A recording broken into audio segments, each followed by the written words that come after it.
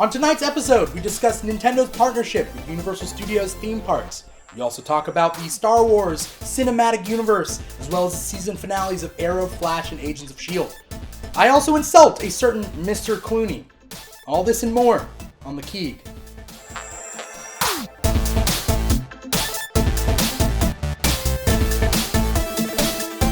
Hi, and welcome to the Keeg. I'm your host, Dimithri Perera. Today, I will be talking all things geek to my three awesome guests. First guest we have here is Stephen Biggs. Stephen is an adjunct professor at Fulton College and Chaffey College. He's also a member of Theater of Note, and he's also a recurring guest on the Ugly Couch Show. How you doing today, Steve? I'm good. Steve, I have a quick question for you. Yes. All right, you're really into theater. Mm-hmm. If you had to take any geek property and make it into a play, what would you do? Well, I actually have the blessing, although not the rights, the blessing of Max Brooks to turn World War Z into a stage play. But if I want to make any money out of it, I have to talk to Brad Pitt. So, yeah. There you go. All right. Second guest we have today is Alex Wilson. Alex is a local actor. He is also an improv comedian for IFL, which is a mashup between sports and improv at Stage Theater in Fullerton. And you're also a big Star Wars fan, aren't you? A little bit, yeah. All right. Quick question for you. If you had to be any species, any race in the Star Wars universe, what would you be? What race would I be? Let's see. There's Twi'leks. Could be a Wookiee. Hutt. I don't think I'd be a Hutt. You know what? I'd be a human, because the humans, I think, are the superior race. I typically align myself with the Empire, and they were very notorious for their racism. Mm-hmm. Any alien species was not included. No alien stormtroopers, just humans. Now, I'm not racist against, anything within the humans. They're actually, it's funny. Oh, sorry, I don't want to rant too much, but everybody was like, when they saw John Boyega in the trailer, like, oh, there's a black stormtrooper? There's no black stormtroopers.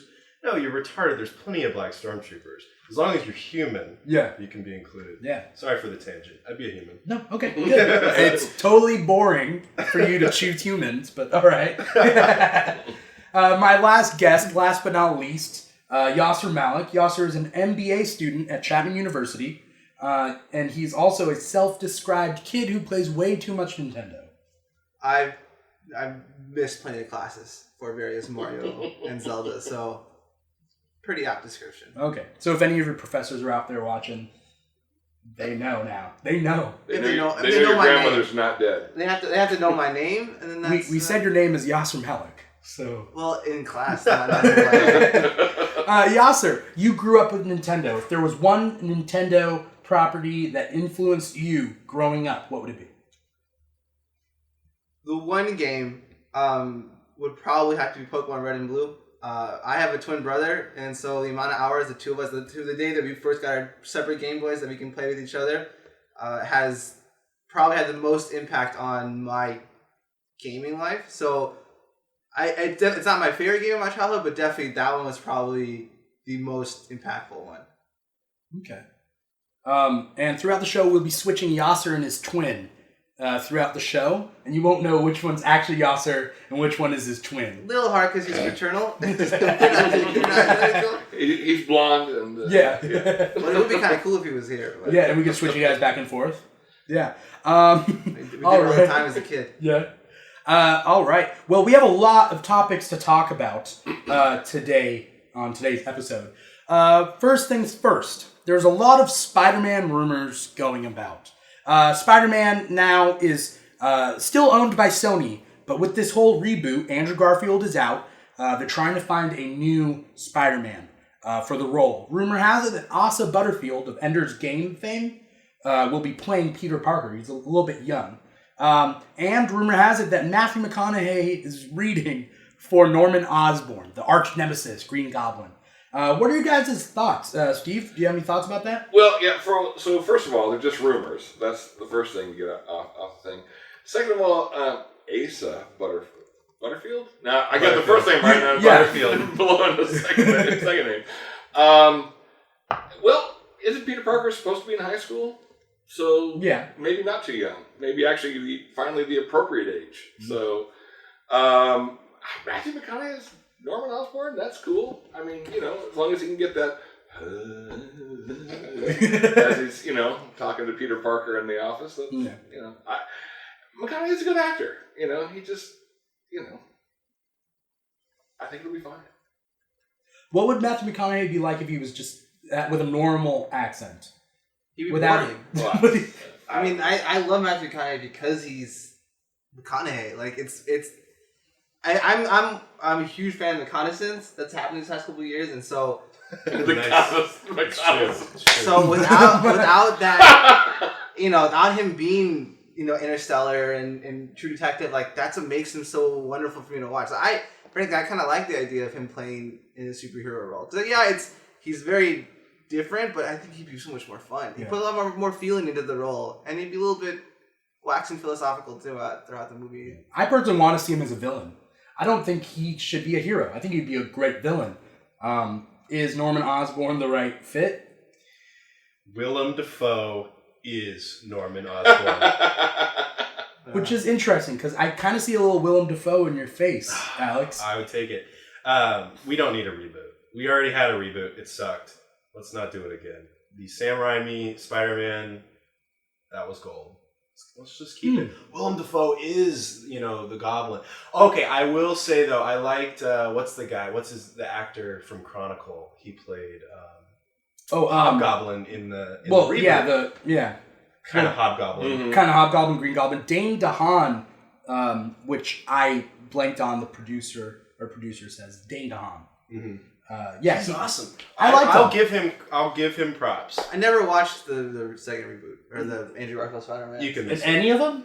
Any of the two? I mean, my brother said it just seemed to be like a high school romance more than a Spider-Man thing. So I thought the best part though, was the Peter Parker Gwen Stacy romance, and she. Don't spoil it for people. No, I'm just joking. It's gonna something happens to Gwen Stacy, and it is heartfelt and it's powerful, and I'll give it. That was the most powerful part of that movie. Yes, it was, man. Because you're just sitting there going, "Oh, come on! It's not. Is it gonna? Are they gonna go there? And I'm not gonna say if they do or not." Right. But it's been a couple of years, so if you haven't seen the movie, really, like a year, right? Yeah. And they teased Black Cat in it. Well, Felicia Hardy with who was the girl? She was in A Theory of Everything. I know her name. Felicity Jones. Yeah. Who's now going to be in the new Star Wars spin-off Rogue One. Right. That's right. Yeah. Which we'll get to shortly. But yeah, I think that all those Spider-Man ones are just rumors, but it's interesting. Yeah. And they're gonna have to cast him soon because supposedly Spider-Man appears in Captain America: Civil War. Along with Black Panther and a whole bunch of other awesome. They're making that characters. Almost like it's Avengers 3. Yeah. That's like which I think has to be for Civil War. It's a universe spanning Civil War, and it's just Captain America and Iron Man. And I say this as somebody who's not a Marvel guy. I kind of soak this stuff up through osmosis. Yeah. But if you're gonna have Civil War, you got to have a Civil War. Do you think Civil War's a little? I mean, I never read Civil War, but I know about it. Isn't it? Things a little too ambitious?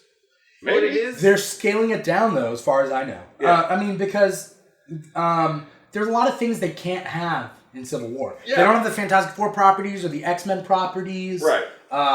The X-Men properties actually, funny enough, in Civil War weren't too big of a thing. The mutants didn't have to register because there were such small numbers. We don't call them mutants in the Marvel Cinematic we call Universe. Them miracles, we call them, they're called Inhumans.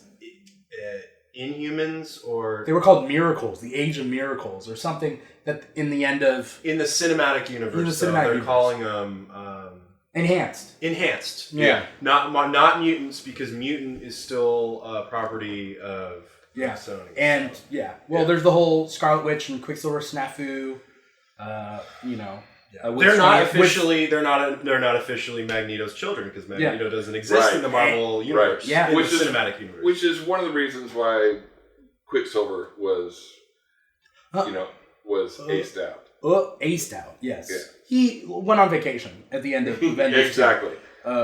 Spoiler alert, but he went on vacation. You guys talked about it. He was only in for one movie. Yeah. So, and that's why. It's like they knew they wanted to do it, and it's like, okay, well, that's the compromise. Do you think they'll ever bring in? Not in the universe? only if the X-Men make it back to Marvel Studios. Do they want to do like a Spider-Man collaboration with like Spider-Man is doing with? I think it's possible because I think Hugh Jackman will soon be out. They're doing only a couple more movies. Apocalypse is supposed to be the end of the main team. They're doing Gambit. They're doing Deadpool. Rumor has it they're trying to start New Mutants up. But the question is, are they going to bridge universes? I don't know. If that, again, anything's possible. I mean, we're seeing the Spider-Man crossover. So if Fox and Disney can strike a deal, then it's possible. But okay. And in the similar vein of young actors such as Asa Butterfield playing Spider-Man, rumor has just come out today, uncorroborated sources, saying that Jaden Smith, Will Smith's son, will be playing the character Static Shock, who had his cartoon back in the early 2000s in Kids WB, that they're doing a digital series online using Jaden Smith as Static.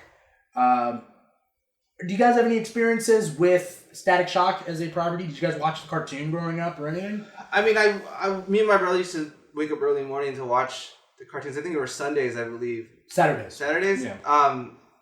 It was never one of our favorites. I mean, that whole animated run that Kids WB had back in the day was just great in general. So we watched a lot of it, but he was never one that was really memorable about that era. I think he was very memorable for the fact that he was a young black superhero. I thought that's big. That came from Milestone Comics. Yeah. Do you have experience with Milestone Comics? Yeah. Back in the day, Milestone was Milestone kind of exists as its own company, but they partnered up with DC to basically put comics out where almost all the heroes were heroes of color. And it ran for a couple of years, I think, and then it kind of went away. But Static, I think the character's name was just Static. Yeah, it was just Static. Was kind of the breakout character, so that's why you saw him in the animated thing, and that's why he was the one Milestone character that was in the first batch of the New 52, and then nobody read it, so it got canceled. But that's why they keep pushing that. It was because that's the Milestone character that seemed to break out more than the others. I'd love to see Milestone make a return. Yeah, I thought they had some nice ideas. Before the New 52 reboot, that they merged Milestone and DC together. No, they never merged. It was always just a partnership. Yeah. Yeah. Well, they did merge. It was before the New 52, and Milestone got absorbed by the DCU, and Icon teamed up with Superman and the Justice League, and they did a little thing there. Well, and also the Young Justice cartoon. Well, yes. In other words, Milestone never got bought by Warner Brothers. Never got bought by DC. Milestone is always been its own separate company. They partner with DC, but it's always been its own imprint. Yeah. Okay. So they did have Superman and Icon, partner up and all that kind of stuff. But they've always been separate companies. Oh, okay. Yeah.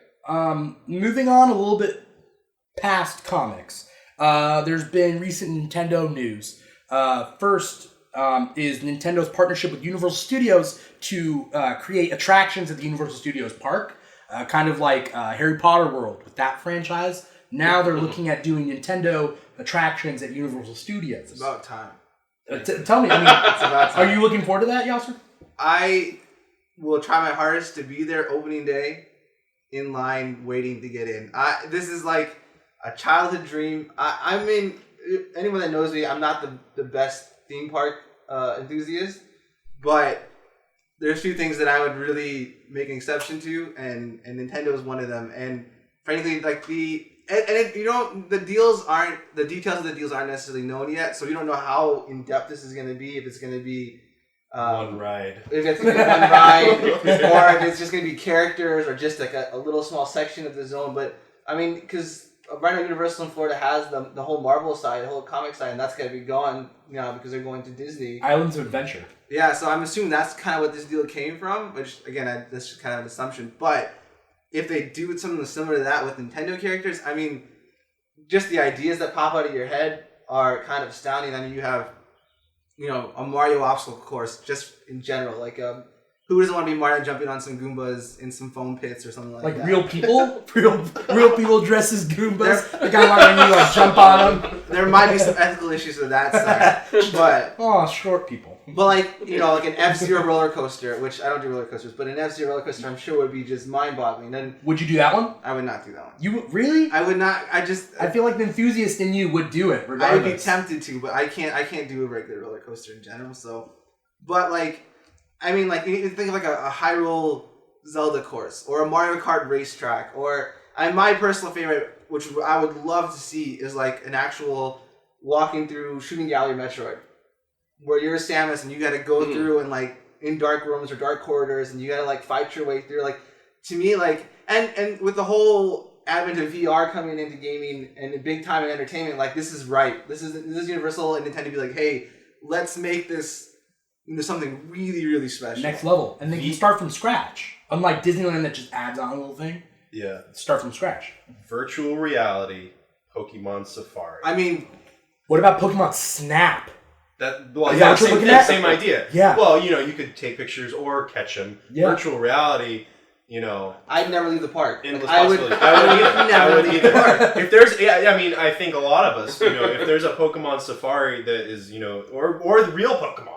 If they do it at Universal Studios Hollywood, as opposed to Florida, Orlando, I will get, if they do Pokemon like that, I will get a year pass. And I'll be there as often as I can to catch them all. Right? You gotta catch them all. You can't do it all in one sitting. We all would. There's money just waiting to be made. Dude, why did it take them this long? Well, because Nintendo's had such a bad history with people with adaptations of their IP. I mean, the horrible Mario Brothers movie. You have the horrible CDI Zelda cartoon. The Zelda cartoon back in the day, the Excuse Me Princess. Like, they weren't very good, and they got so scared that, any talk of adaptation of Nintendo IP was just not happening.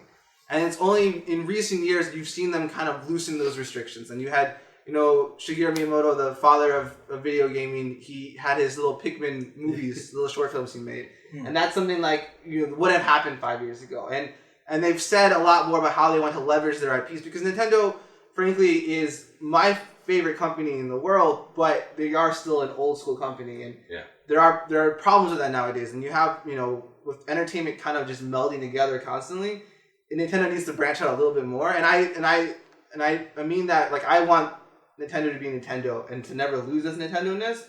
And I think but I've been waiting for a Nintendo movie. I want a Metroid movie. I've been waiting for, something like that. And hopefully now that this is a little bit more like, hey, we can actually do this. Like, if we're involved, if the creators of Metroid or the creators of Mario are involved in the actual storyline, then I think they can make it a legitimate, property. And I think that's what Nintendo's realizing, that they have so much power with their IPs that this is a chance for them to be like, hey, you're only going to get one mainstream Mario game per console, but Mario's still going to be in other things as well that he can still be relevant. A couple of years ago, I think Mario was more widely recognized than, I want to say, Mickey Mouse around the world. I think I heard something like that. Because it just... No way. No. No, Coca-Cola and Mickey run the world. I thought so too, but I was listening to a podcast and they did mention this. And maybe this is a couple of years ago, it might be different now, but like, this is a perfect opportunity for Nintendo to be like, hey... He's pretty recognizable, right? We can make Mario, and we can make him for a new generation, because that's the problem. A lot of younger kids aren't necessarily playing Nintendo games as much. Well, okay, so didn't Nintendo just recently finally give in to the market and decide to go the smartphone route? Because that's where gaming is headed. Handheld gaming is headed. I mean, that's what the market says. But didn't Nintendo? So they did decide that they're going to put their games on smartphones. So this is different. This is why I really like what Nintendo is, that they finally bended the pressure and they're going to make smartphone games, but they're going to do it in the Nintendo way. Mm-hmm. And they've already said that there's going to be no ports, no games that are on the 3DS are going to come to or any of the handhelds are going to come no legacy games are going to come to smartphones. None of that's going to come, and they're going to build smartphone games specifically for the smartphone platform, which is what Nintendo is so good at. Is they know the hardware. That's why they're so important to the hardware business, because they know the intricacies of their system and how to get the best out of it. So they said, I think by 2017 they're gonna have 5 smartphone games. That's the plan. All completely unique, all completely different, and they're gonna be from the ground up for smartphones.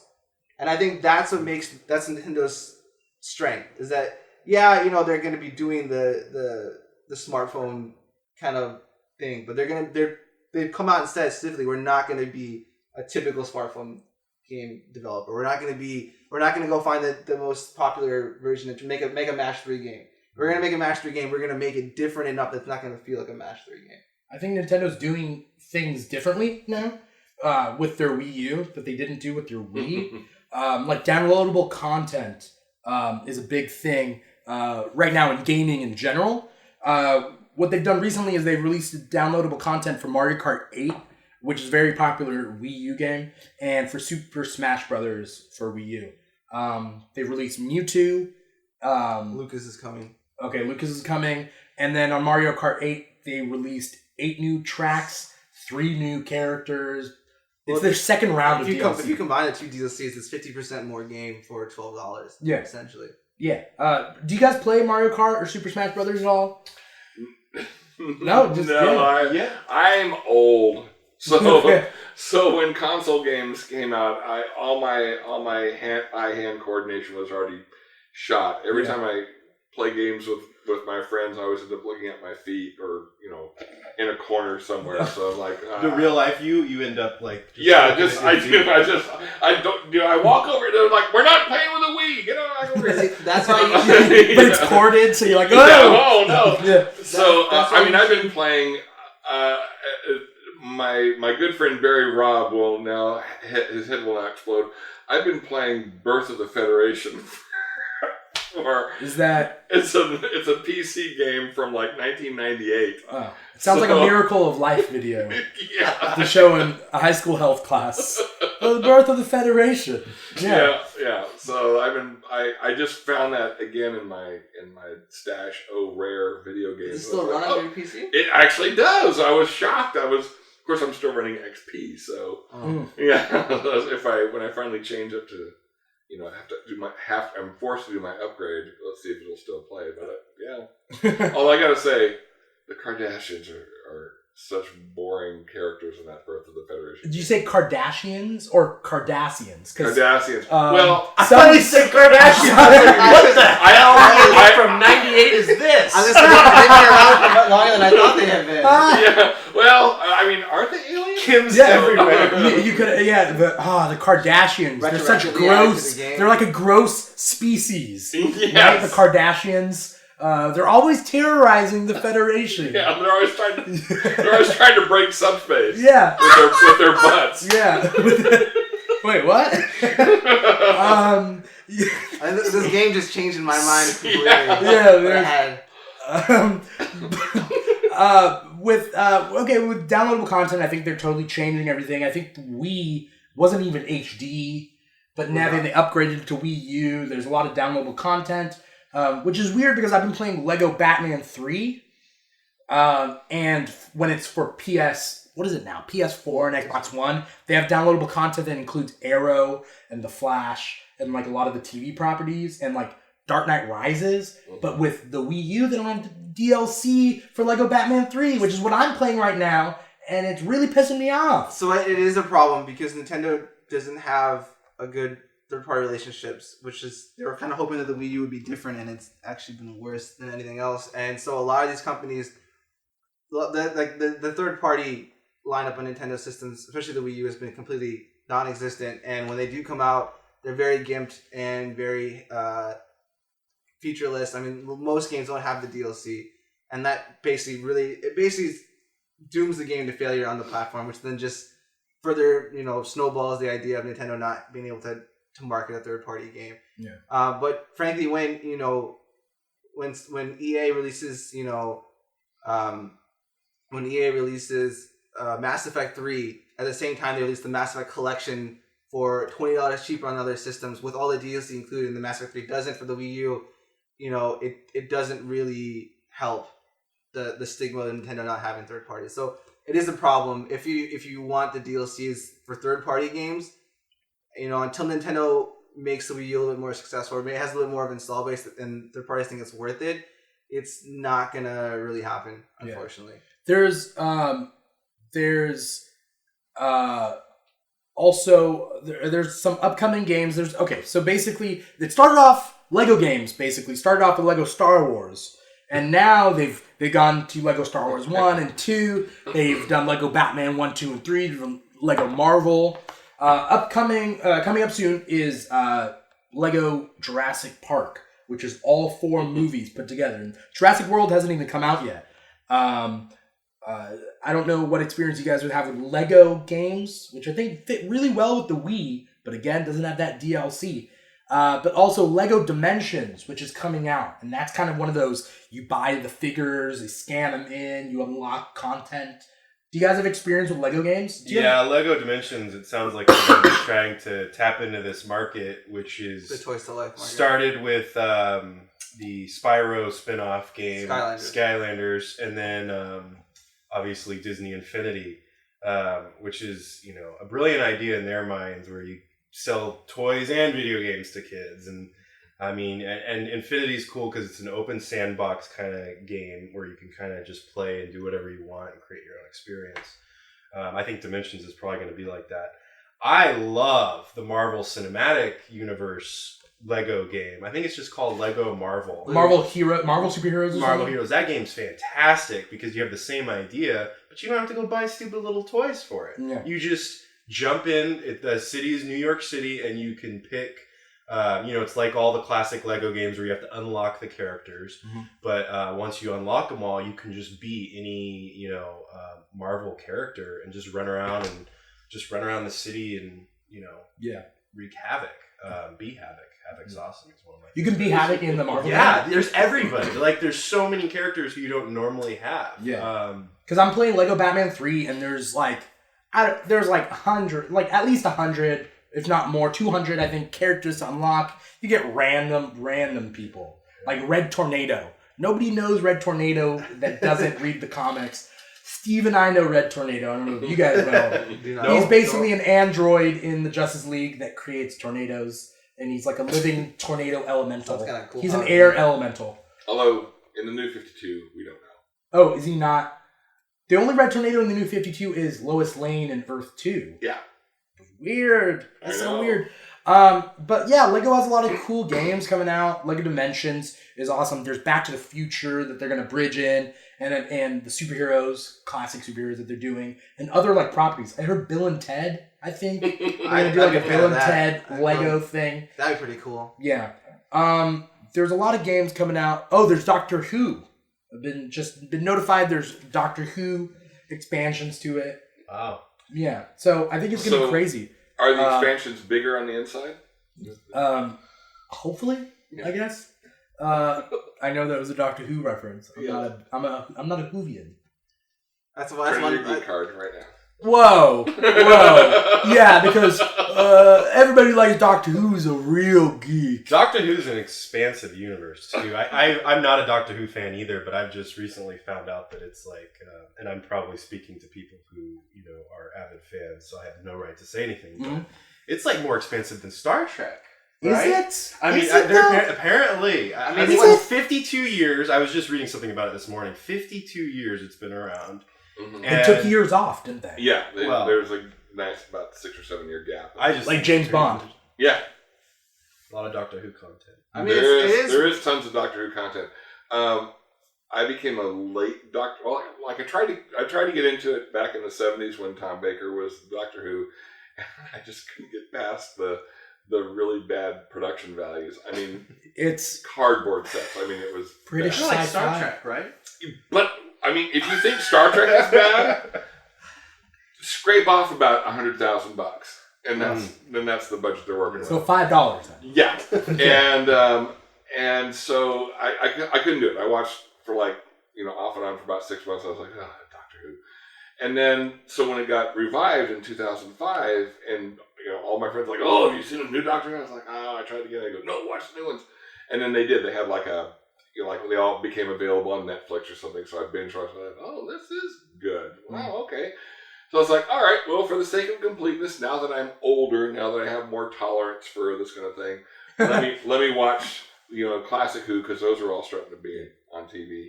And oh man, you were intolerant. I wasn't. I was still intolerant.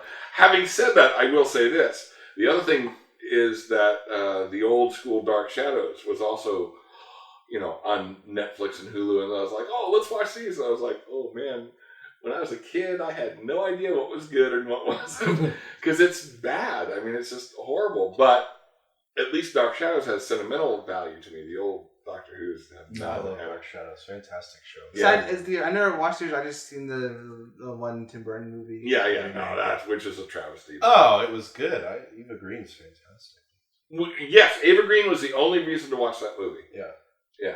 How old is that? How old is Dark Shadows? 60s. 65 to 69. Was that around the time of Monsters and Addams Family? Yeah. It was just another one of those like. No. Dark Shadows was interesting because it started out. This is soap operas were huge in the 60s. Like all of afternoon TV was either soap operas or game shows. It's like the vampire genre now. So I mean, vampire everything. soap opera, vampire, Action adventure, vampire, Yeah, but back competition show. Exactly. But back in the 60s, it was all these soap operas. It was like family issues and all this kind of stuff. And then this weird sort of gothic soap opera came on that was originally just about this governess at this rich family's house and everything. And there were some ghosts, but it wasn't until they introduced this Barnabas Collins character, the vampire, that people went, "What's this?" Well, it's because the actor, what was his name again? Jonathan Frid. Fantastic actor. I mean, he was a Shakespearean actor. He came from the stage. Yeah, and that's what everyone says. But again, you watch these things now, and it's like, yes, he's very good, but again, they're given these things. They're shot live to tape. Kind of like this. Yeah. And so there's no editing or anything. It's like, we're doing a half hour, boom, boom, here's your script. The night, after this episode's done, here's your script for tomorrow. So half the time, they're like blowing lines like right and left, and they're doing these great takes like, Willie, I will destroy you. And it's like, is that the line? And there's flies all around. Can you watch the series on Netflix or something like that now? It's left Netflix. It's on Hulu. It's on Hulu. Yeah. All right. So yeah, they're oh my gosh. Like I said, I have sentimental attachment to it, so I can put up with a lot. But oh man, Not Dark Shadows. Yeah. Okay. They are hard going. The revival series was good back in the early 90s. Yeah. But unlike Mockingbird Lane, the attempted Monsters revival. Did you see that? Was it good? I didn't see it. I thought there would be more. Didn't know it existed. It was just a pilot. It played Portia de Rossi Yeah, and Jerry O'Connell. And, yeah. but They played the pilot as a Halloween special. Wasn't that a good pilot? I never saw it. Probably yeah, not. I never saw it. If any of you guys out there have seen Mockingbird Lane, feel free to hashtag us at hashtag Keeg Talk, Keeg Talk. We would love to hear anything you have to say about Mockingbird Lane or anything else that we're talking about. Yeah. Wow. But moving from Mockingbird Lane, just really quick, looping back to Nintendo. Yeah. There's an upcoming game coming out, Splatoon, on the, was it 28th or 29th? 29th. On the 29th. Yasir, are you gonna get it? I am. Okay, I want you to look at the camera right now, and I want you to tell everybody why they should get Splatoon. If you want a competitive game that is a shooter but not really a shooter, it's different. It's a third-person shooting game, but the objectives are very different than a normal shooting game, and it leaves it open to a lot more interpretation. And it's just fun. It's like if you took a game, not necessarily like Call of Duty, but you took a game like Team Fortress 2. It's like Team Fortress 2, but Nintendo style. And Team Fortress 2 was really big a couple of years ago. But it's that same zany, ridiculous action where you're a kid, and then you're a squid, and then you're a kid again, and you're spraying ink everywhere, and you're climbing up walls, and you're... Sounds like puberty. Well, you know, the funny thing is, you know, in the game universe, at like 13 or 14, they switch from jellyfish or like that to squid kids. Yeah. So maybe is Nintendo's version of puberty? That makes you wonder what all that colored goop everywhere is. I really hope not, because there's a lot of it. I wasn't wondering, and now... No, now you're wondering it? There's a lot of it. What's the studio that is making it? Oh, it's Nintendo. It's Nintendo's... they have a brand new... So it's like a new like Zelda or Metroid. Completely new franchise for Nintendo. It's Nintendo's basically their young guns who were working on the Mario series had an idea, and actually really weird. They just released an article about it, and it started off as blocks of tofu shooting soy sauce and like sauces at each other, and then they changed it to rabbits. Where they finally changed it to because Miyamoto basically was like, "This sucks." That sounds really stereotypical. And it's just like, all right, these young Japanese guys created these blocks of tofu that spray soy sauce. Like, it sounds like South Park. That's that's how it started, and it'll probably be good though, you know. Yeah, and basically, you played it. I played a couple of the test fires. They've released a demo 4 times now, for an hour each time, and to basically brought to you by Nintendo. Yeah, sorry. I mean, the way it sounds like I'm pretty much an advocate of Nintendo.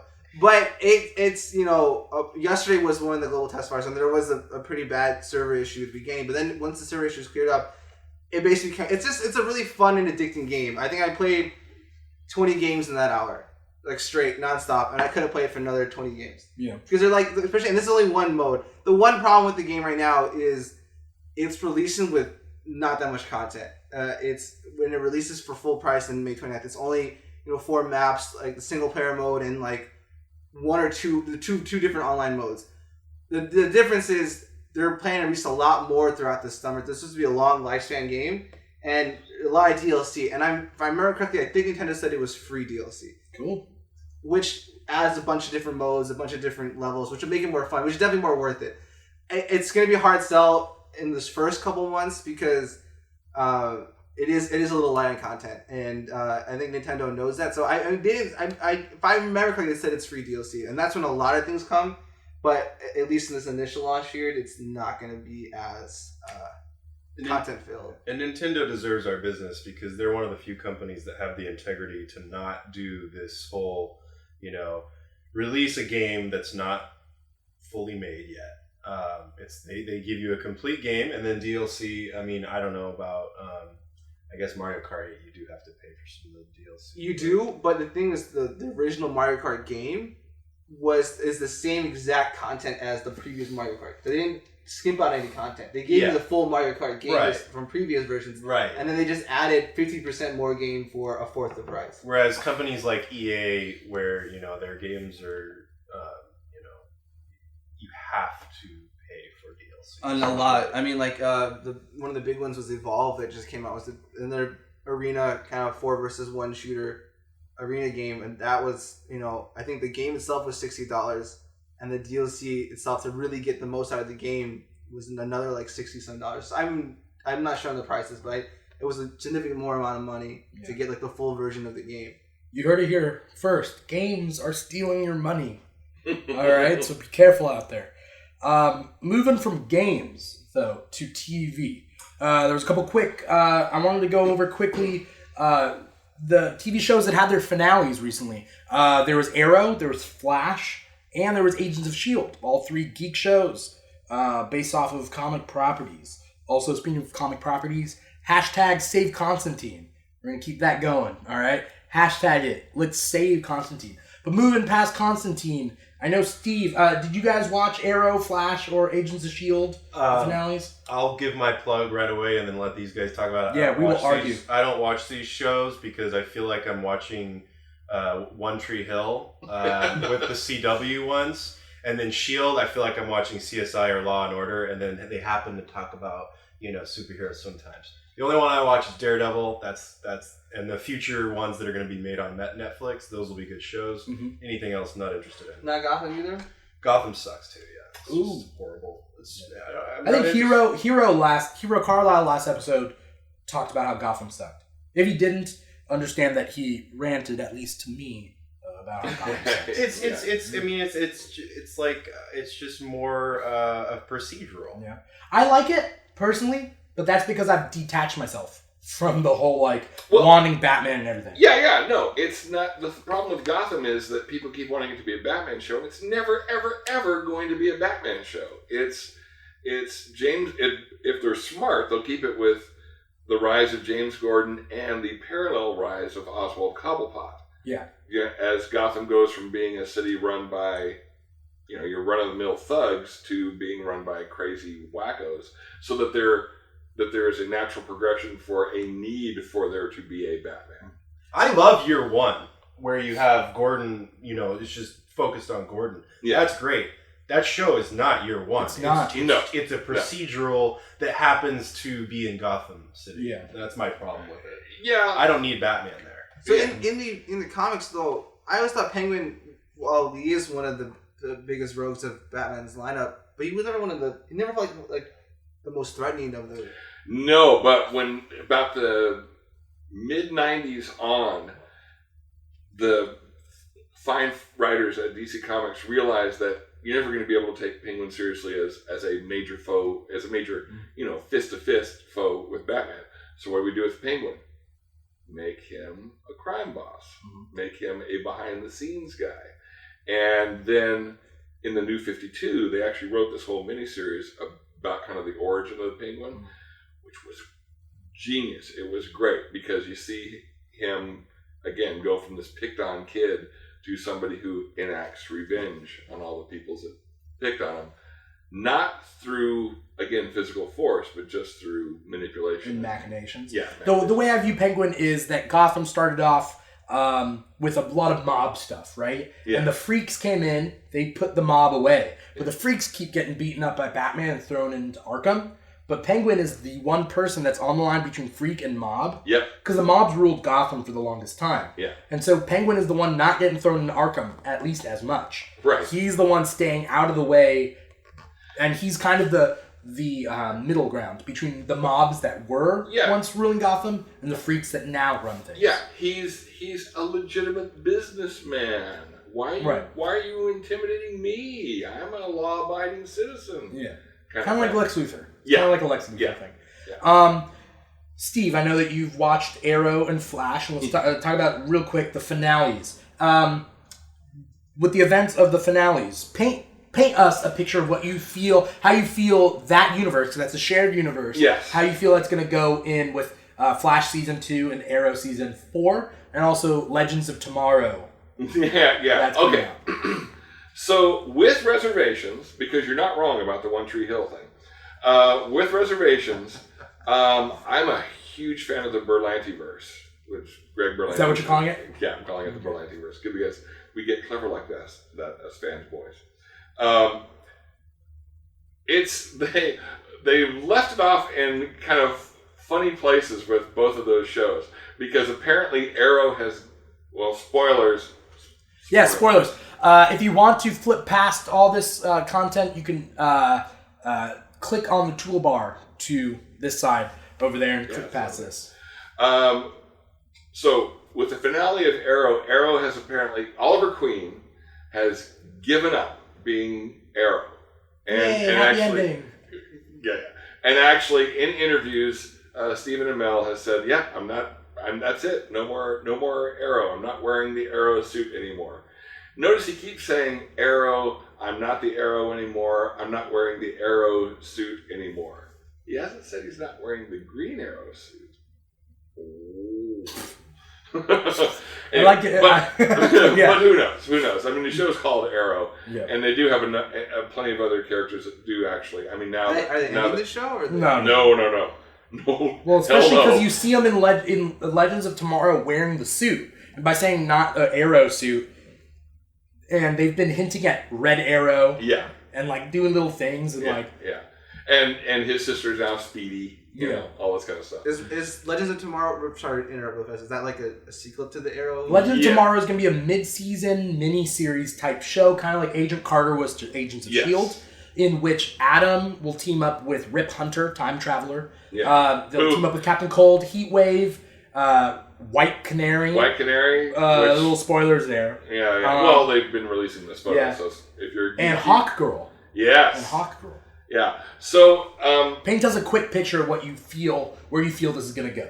Well, it's interesting because there's all this discussion about about DC's TV verse versus the DC movie verse, and at this point they're not connected at all. I mean, they've actually said no; they're two completely separate things, which I think is bull. Well, I'm not. Is it?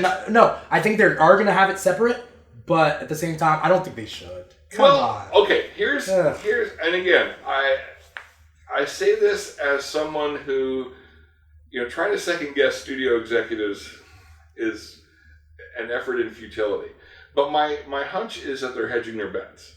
My hunch is that if Batman v Superman doesn't take off, like for instance, they were going to have a shared DC universe beginning with Green Lantern, and then nobody liked it, and they're like, okay, well, what are we going to do next? I don't know. We got this Man of Steel movie in the pipeline. Can we use that to start our shared universe? I guess we'll have to.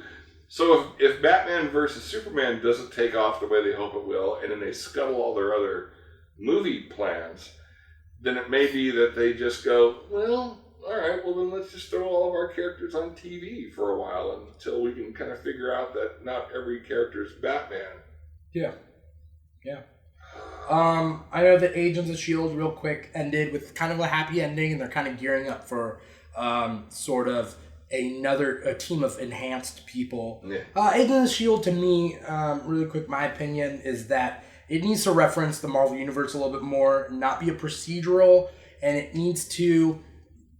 has more to be desired. I think it has potential, but it has more to be desired. Did they resolve the kind of? I know she can't really resolve it, but the whole Captain America Winter Soldier timeline. Well, they did the Winter Soldier last season, and that's when it started getting good. Yeah. With the whole dissolving of S.H.I.E.L.D. with Hydra, and they brought in this. They revived the show because the show wasn't doing too well before that point. Well, it was treading water until Winter Soldier came, which is kind of a weird thing, but that's kind of the double-edged sword you have with linking the movies with the TV. Right. Because the TV comes every week, but the movies come every summer. And that's kind of one of the cool things about the DC TV verse is by not shackling themselves to the movies, then they're free to just do whatever they want to do. And that's what they're doing. I mean, The Flash is... everyone's saying it. It's a cliche, but it did hit the ground running. Yeah. It was just from the words. The Flash is an amazing show. Yeah. Which is surprising because I don't watch Flash, but I've heard so much good press about it. But I never really considered Flash to be one of the more popular DC characters. He's amazing. He has such a rich mythos that people overlook the Flash, or used to overlook the Flash a lot. But he has such a rich mythos, and even his villains have an interesting viewpoint. Yeah, besides Batman, Flash has the best rogues gallery. I mean, some would argue though X-Men and Spider-Man are up there. Yeah. X-Men, Spider-Man, Flash, and Batman. Yeah, DC. Spider-Man has the best. I think X-Men, but that's I think Batman. All right. Ladies and gentlemen, no, just in Marvel. I agree. For Spider-Man, to me, it's pick an animal and make a villain. For X-Men, it's pick some weird ideology. Magneto's my favorite comic book character. X-Men, so I'm not disagreeing. I'm just saying Spider-Man, I think, is the Batman of X-Men Marvel. Villains are all pick a political view and now make that into a villain. Spider-Man is pick some weird animal and now that's a villain. That's what Spider-Man is to me. But about movies, I want really quick. There are some movies that came out recently: Tomorrowland and Mad Max Fury Road. So I'm going to start with Steve, and I want you to tell the fans in 15 seconds why they should watch Tomorrowland. And he or she should watch Tomorrowland. Alex, I want you to get Mad Max ready. All right? Okay. So, Steve, why don't you... So I saw Tomorrowland last night, and I've been hearing all this kind of negative press about it, and I have a hunch that it's aimed primarily at teens. I mean, we're not talking... it's not dark and gritty, thank God. I'm so tired of that. And so it's not that at all. It has a very optimistic point of view, and I think that the message being optimistic kind of makes the cynics out there heads explode. And I think you just need to go in knowing that it's a very optimistic movie. And we'll see how it goes this weekend so far as what it does box office wise, but it's also a way for Disney to rebrand Tomorrowland in the theme parks, which they've been having issues with for the past couple of decades. Like that, right? And I think this is kind of a way for them to kind of get everything in there, because once you see the movie, you'll see there's steampunk in it, there's kind of 60s era optimism, and then this whole great big beautiful tomorrow kind of anything goes aspect of it. Yeah. And so we'll see how it does box office wise, if it's actually going to do that rebranding thing, if audiences kind of glom onto it. But it's fun. It's a fun movie. It's a lot of fun. Good. All right, Mad Max. I'm going to actually do 15 seconds. 15 seconds. If you've seen the old ones and you're a fan of the old ones, forget everything you knew. This is a completely new experience. However, the world is so rich. You get all of the lore packed in there, but at the same time, you get a fun, action-packed movie that anybody can come off the street and enjoy. For the ladies who want to come see the movie, definitely a lot of feminist themes in the film. Actually, Charlize Theron, spoiler alert, is really the lead. It's not Tom Hardy. This is her movie. Tom Hardy, Mad Max, though, is a fantastic Mad Max. Completely different take on it than Mel Gibson. So don't come in looking for another Mel Gibson replacement. This is Tom Hardy's take. He's fantastic. One of my favorite scenes is he has a fight towards the end of the film with a guy who looks just like Bane. And I was just like, Bane versus Bane, yes! Yeah. All we need to do is give Mad Max a little bit of venom in his back, and then he could take this guy. Anyway, fantastic, fun time, smart movie. I think it's the future of what action movies are going to look like in the coming years. Really good time at the cinema. Yeah, and my whole thing about dark and gritty, it actually works for Mad Max. But not every character is Mad Max. Yeah. Like, Yasir, which one would you rather watch between Tomorrowland and Mad Max, judging from their review? Judging from their reviews, I'm gonna have to go with Mad Max. I do want to see Tomorrowland very much, but Mad Max, just from I've seen the trailers for everything like that, and I've been waiting to go see it. I need to go see it with my friends because I promised I'm gonna wait for them. But any movie that has a flaming guitar and spinning, car chases with pole vaults across, it just seems like a heck of a fun time. Yeah. So I would have to go with Mad Max, although I will see both probably within this week. I personally want to see both. I feel like Tomorrowland is probably a little bit blander than Mad Max. George Clooney himself is kind of bland to me. I'm sorry, Mr. Clooney, if you're out there watching the show. Because he is, he is. I know. And hey, if you watch the show, tweet us. Tweet us at the show, at the Keeg show. Tweet us, Mr. Clooney, and I will be more than happy to rescind my opinion about you, because you're interesting if you watch this show. Probably Mad Max, and I like the fact that what I've heard is there's a strong female element to it. Not even like a feminist, but just a strong thing. And I'm hashtag feminist, and I like the fact that it's not about just men saving women. Well, yeah, the concept is that they're not damsels in distress, that they're saving themselves. They're characters. They're right. people. Yeah. Which is awesome. And one great review, or I don't know if it's a great review, but one kind of cool comment that somebody made about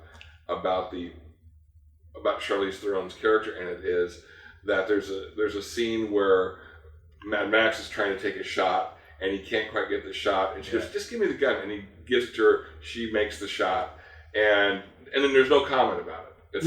It's like of course she made the shot. There isn't like a girl can make a shot. It's like no, of course she can make the shot. It's like there's no discussion about it. It's like she made the shot. She's the better shot. Yeah. The end, and no commentary beyond that. I want to end the show on a discussion about a specific movie franchise that is really picking up steam right now, and that's Star Wars. As a fan of Star Wars, I grew up with Star Wars. I wasn't born when the first 3 came out. But oh yeah, Steve. Maybe Steve was around. I don't know. Perhaps Steve was around. But Star Wars is picking up steam with Episode 7, and also the Star Wars, what was it called? Anthology. I want to hear your input, starting with Steve, and we'll move down the line, about Star Wars in general and this new resurgence. Disney owns Star Wars now. What are they going to do? Well, yeah, so here's the thing. So I was actually at the Comic-Con where Charles Lippincott brought some early footage of this new space movie from the director of American Graffiti. Really? Wow. To Comic-Con.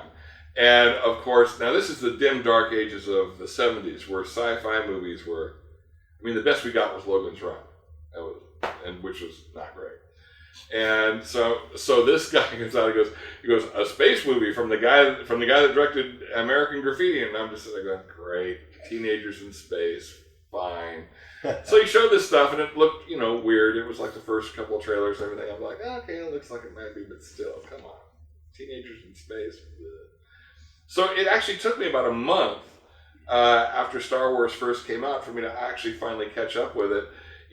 But by that time, Time Magazine was already calling it the best movie of the year and all this kind of stuff. And I'd seen the lines and all this.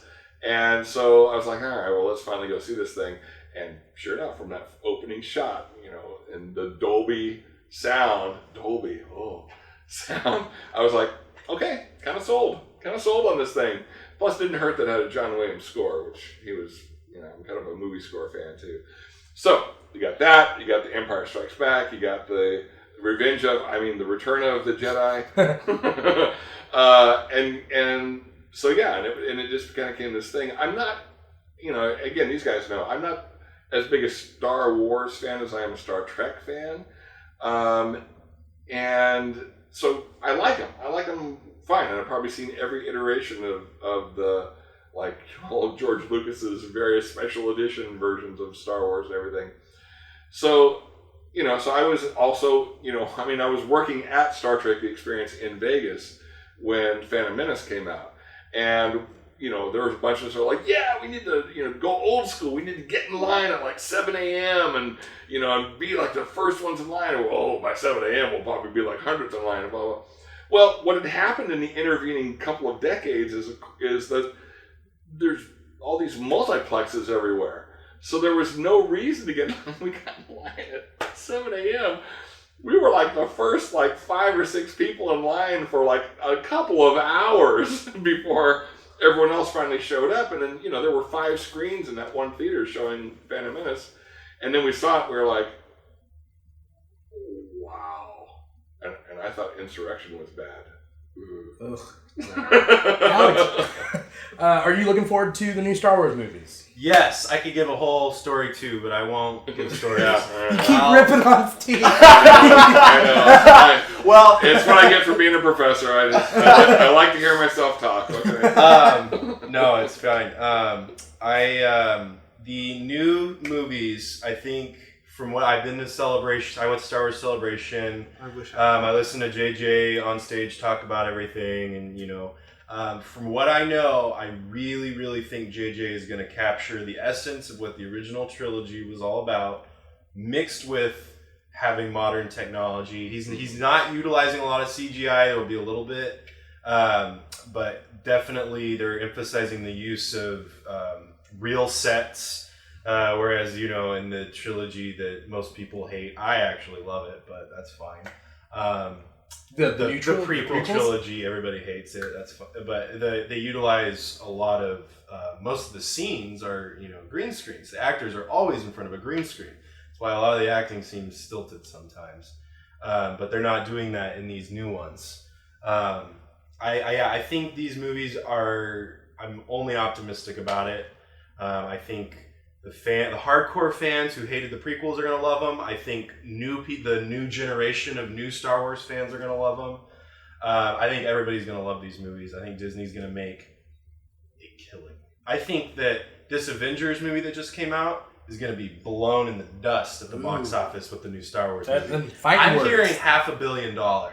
At 500 million opening weekend, I think it'll break. You think Star Wars is the concept to bridge all people? I think so. I mean, for instance, like I've grown up Star Wars, and even though I have little cousins that we've raised on Star Wars, and so I think Star Wars is one of those few friends. Like everyone loves the Avengers, everyone loves the comic books, but there's still going to be that old school adult contingent that still doesn't really care about comics as much. But Star Wars is something completely different. And I agree with Alex. I'd be willing to bet. I think when that drops, that's going to be breaking records all over the place. I mean, because it is generational. I mean, like I have little cousins all the way to my people's grandparents that are going to go see Star Wars because it's Star Wars. I know that box office analysts have projected it as the biggest opening ever. Yeah, they're projecting $500 million, $500 million at opening weekend. That sounds crazy. It does, but sounds crazy. Yeah. And the international, it's fresh. I mean, it's relatively fresh. With Marvel movies, they come out every couple every year. Yeah, I mean, we haven't had a Star Wars movie since the Revenge of the Sith. And the other thing that gives me optimism about this, because when fanboys' heads exploded when they said, Disney just bought Lucasfilm. They all, what? Oh, this will be the worst. And I said, no, you guys, you need to IMDb Kathleen Kennedy, and then your heads will cease to explode. Cease to explode? Cease to explode. Oh, okay. Yes. Implode. They will replode. Yeah.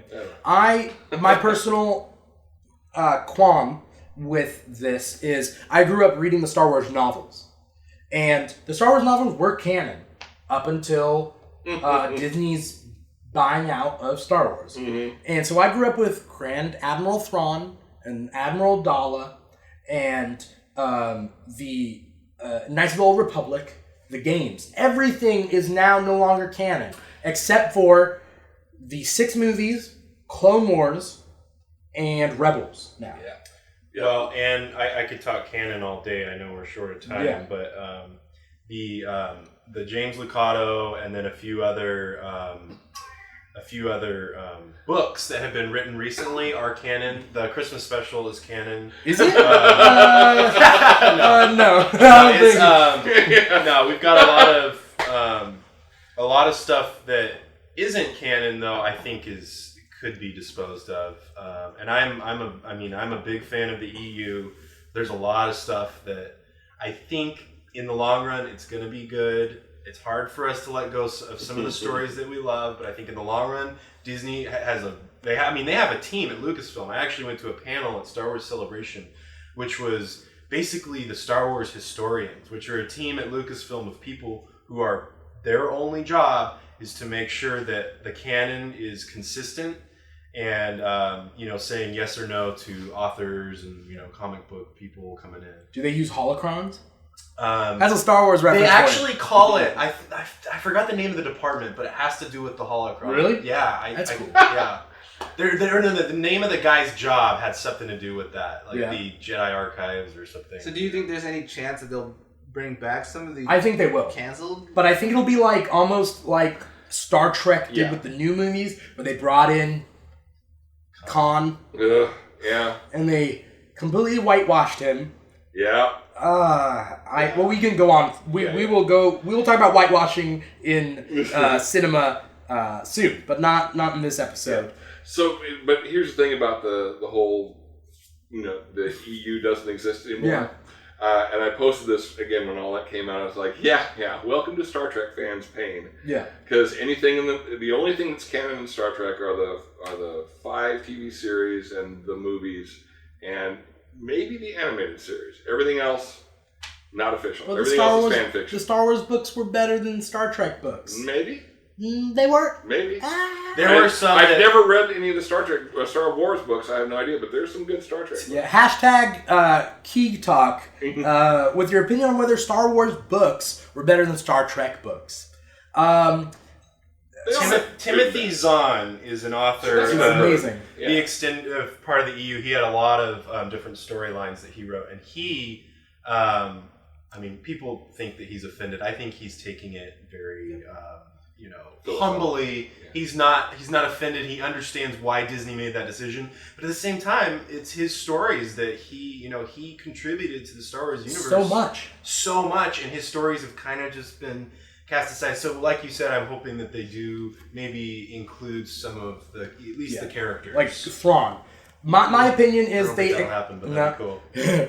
I just want them to explain why the EU doesn't exist. In Star Trek, they explained it as the alternate timeline that splintered off. Nope. I need them to explain why the EU doesn't exist. Yeah, well, in Star Wars. Kathleen Kennedy came up with, well, I don't know if she came up with it, it was her team, this concept of a legend, it being a legend. So essentially that's it. That's their answer to it. It is a myth. It is a myth in the Star Wars universe. As someone who is a Star Wars fan and is, has a basic rudimentary knowledge of the history of Star Wars, the lore in Star Wars, but doesn't have as an in-depth knowledge as you guys, is it worth my time to go find this expanded universe now, or is it not? Now I would say to you that it probably would not be worth it for you to go back and read. Watch Clone Wars. Watch Clone Wars. I disagree. And if you do read fan fiction, if you like fan fiction, go for it. Yeah. But just know that it's only going to be fan fiction because it's high quality fan fiction. Yeah, that's what I'm saying. But that's all it is now.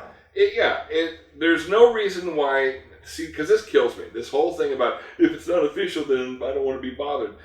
There's a lot of good stories out there that aren't official. Like if you say, if the Timothy Zahn stuff is good stories, read the good stories. Yeah, you're right. Because here, okay, I'm off on a rant. I'll try to keep it short. It's all fiction, ladies and gentlemen. It's all fiction. None of it exists.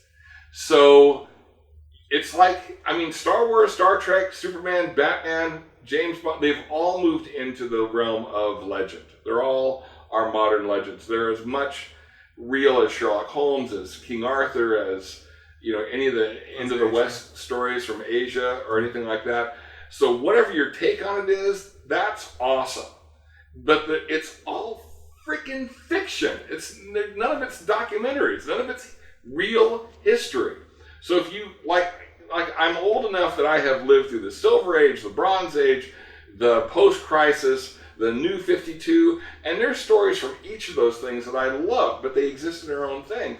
And or at least I've gotten to the place finally at the ripe old age of 56 where it's like, sure, man, if it's a good story, tell it to me.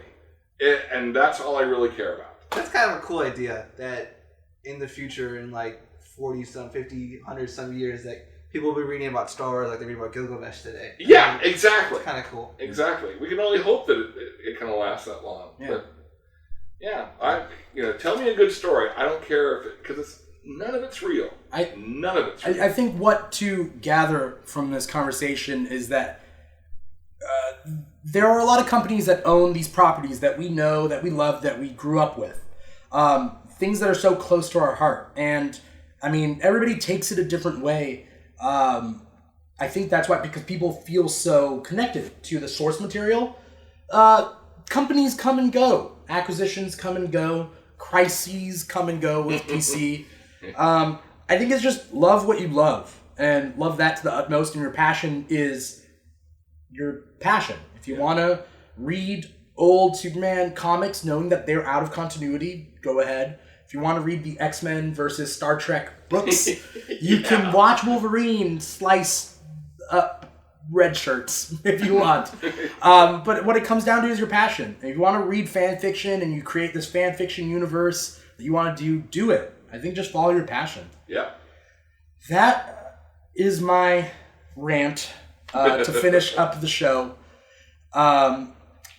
Thank you guys so much for coming on the show. Viewers out there, remember to comment, like, and subscribe to our YouTube channel, The Keeg. Find us on Facebook. We have a Facebook, we have a Twitter, we have an Instagram. Feel free, like us there. Contribute to us. #Keeg Talk. Ask us questions. We really want you guys to get involved with us. We'd be more than happy to answer questions on the show. Yeah. We want to talk about what you want to talk about. And so feel free and do that. Thank you guys so much for coming on the show. I really appreciate it. Everyone here really appreciates having you on the show. Steve, where can we see you next? So, teaching at Fullerton and Chaffey College. Also, depending on when the show actually goes up, Theater of Note is doing a great sort of geek-oriented show. It's a show called Entropy by Bill Robins. It goes till May 30th, www.theaterofnote.com. Theater spelled either way. We got both domains. It's a show called Entropy. It takes place in the 70s, kind of about the space race and everything. And we go to space in a tiny 45-seat theater, and it's been getting rave reviews. So if you see this before May 30th, get your tickets. Alex, I know that you are performing improv at IFL.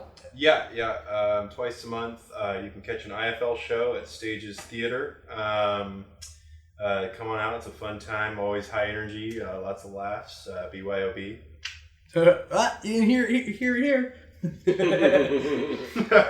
And Yasir, where can we see you next?